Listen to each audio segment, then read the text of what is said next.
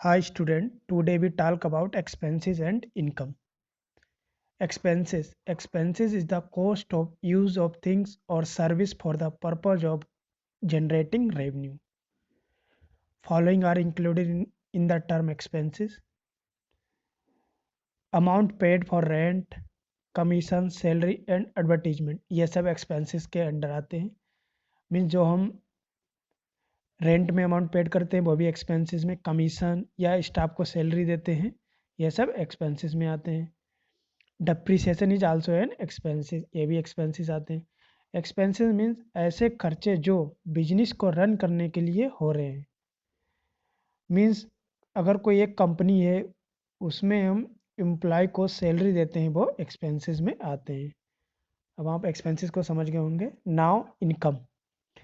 Income is different from revenue, ये revenue से different है. Amount received from sale of goods is called revenue.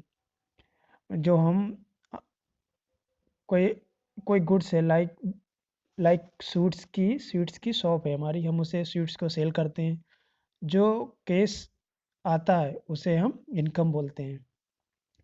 Rent from a property, ये भी income में आता है. कोई प्रॉपर्टी हमने रेंट पे दे रखी है, उसके बदले में हमें कैश मिलता है, वो इनकम में आता है. इंटरेस्ट और प्रॉफिट फ्रॉम कैपिटल इन्वेस्टेड, कोई हम कैपिटल इन्वेस्ट करते हैं, उसके